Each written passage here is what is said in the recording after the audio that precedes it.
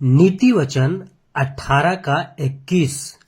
जीव के वश में मृत्यु और जीवन दोनों होते हैं, और जो उसे काम में लाना जानता है वह उसका फल भोगेगा।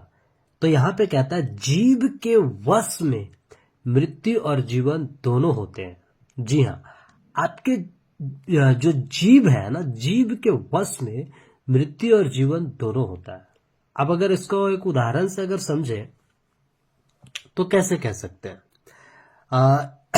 एक जीव जो यीशु मसीह को स्वीकार कर लिया और वो स्वर्ग चला गया, हर एक जीव जो मृत्यु को स्वीकार कर लिया, वो भी अनंत काल का है ना, और वो नरक चला गया। तो कैसे हुआ? मान लिया जाए वो दो डाकू का बात करते हैं। एक डाकू ने यीशु मसीह पे विश्वास किया, जीभ से अपने मुंह से क्या किया, यीशु मसीह को स्वीकार किया, है ना, कि जब आप आएंगे तो मेरा भी शुद्धि लीजिएगा।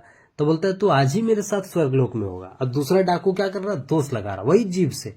एक जीव अच्छा, एक जीव खराब।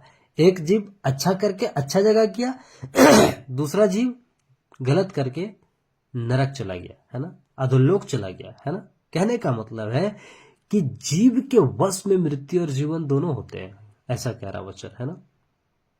तो जीव जो उसको स्वर्ग लेके गया, वो डाकू जो परमेश्वर के बातों पे विश्वास किया, है ना, यीशु मसीह पे विश्वास किया, उद्धारकर्ता पे विश्वास किया, बोलता है कि वो विश्वास करके कहां चला गया, स्वर्ग चला गया, यानी स्वर्ग लोक चला गया, है ना।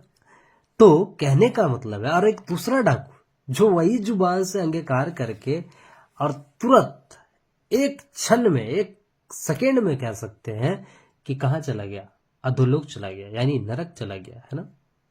तो कहने का मतलब है कि जीव के वश में आज उसी प्रकार अगर हमारे जीवन की बात करें तो हमारे जीवन में भी अगर हम यीशु मसीह को स्वीकार करते हैं तो जीवन, अगर नहीं स्वीकार करते हैं तो मृत्यु यानी नरक। स्वीकार किए तो स्वर्ग, अस्वीकार किए तो नरक। जो स्वीकार कर लिए हैं, अब उसके अनुसार उसका जीवन का काम होना चाहिए, अब उसके अनुसार उसका जीवन का रहन सहन होना चाहिए, अब उसके अनुसार परमेश्वर का सेवा का काम उसके अनुसार होना चाहिए, है ना।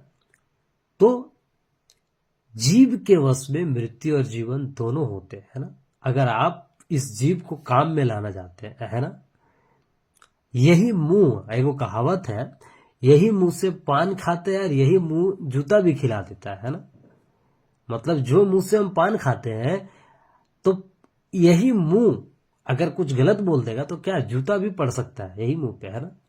तो कहने का मतलब जो मुंह पान खिलाता है वो मुंह जूता भी खिला सकता है। तो अपना जीभ को क्या रखना चाहिए, कंट्रोल में रखना चाहिए, वश में रखना चाहिए, है ना। सोचिए कि दो व्यक्ति के बीच में झगड़ा क्यों होता है, कुछ उसको ऐसा बोल दिया, वो कुछ ऐसा बोल दिया, तो क्या हो गया, झगड़ा हो गया, है ना। दो मित्रों के बीच में तीसरा घुस के क्या कर दिया, कुछ फूट डालने वाला बात कर दिया, हो गया।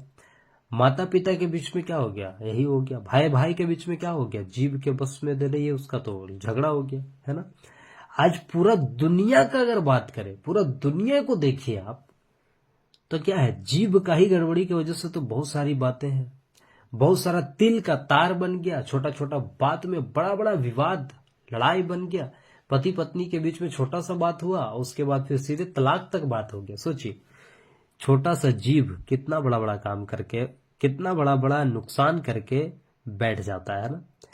कितना बड़ा बड़ा, मतलब छोटा सा बात सोचिए, है ना, और परिणाम कितना बड़ा, है ना। परिणाम कितना बेकार, कितना नुकसानदायक जीव के कारण, है ना। इसलिए तो आगे कहता है, और जो उसे काम में लाना जानता है ना।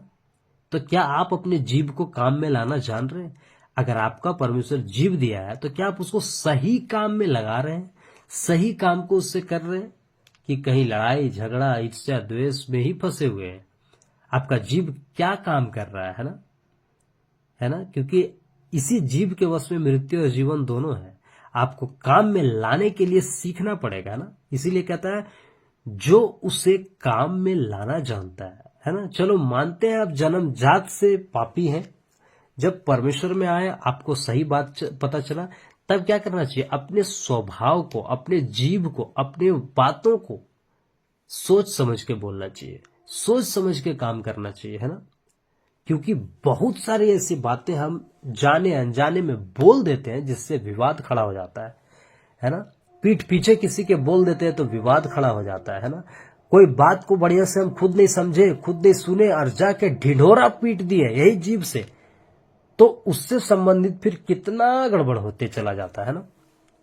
अब सोचिए कोई झूठा खबर को सुना, है ना, और वो झूठा खबर सुन के दूसरा को भी झूठा खबर बता दिया, अब वो फिर दूसरा को, तीसरा फिर चौथा को, चौथा फिर पांचवा को, पांचवा फिर छठा, ऐसे करके पूरा गड़बड़ी होते चला गया, है ना।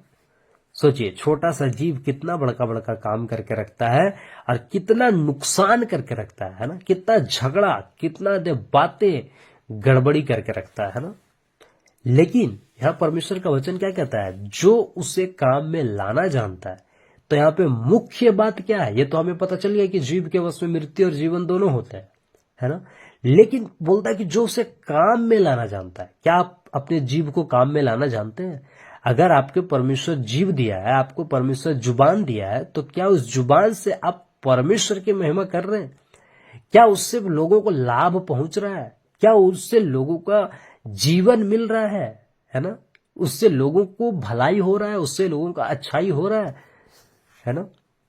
या फिर आपके शब्द से, आपके जीव से किसी का मृत्यु तो नहीं हो रहा है? कोई आपके कारण नरक तो नहीं चला जा रहा है ना। कोई आपके कारण गड़बड़ी में तो नहीं चला जा रहा है? इस बात को समझिए। इसलिए कहता है काम में लाना जानता है ना। काम में लाना मतलब अपने जीव को क्या करना है, आपको काम में लाना है। कौन सा काम? सही काम, जीवन वाला काम, है ना। मृत्यु वाला काम नहीं, जीवन वाला काम, अच्छा वाला काम, है ना।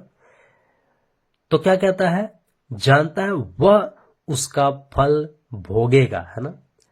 तो जो काम में लाना जानता है वो क्या होगा, वह उसका फल भोगेगा, है ना। उसको फल मिलेगा, उसको प्रतिफल मिलेगा, है ना। जो बुरा करेगा उसको बुरा प्रतिफल, जो अच्छा करेगा उसको अच्छा प्रतिफल। फिर मुलाकात होगा एक अगली वीडियो में, तब तक के लिए सबको जय मसीह। और हाँ दोस्तों, इसे ना भूलें, सही शिक्षा खरी शिक्षा सीखने के लिए चैनल को सब्सक्राइब करें और वीडियो को शेयर करें।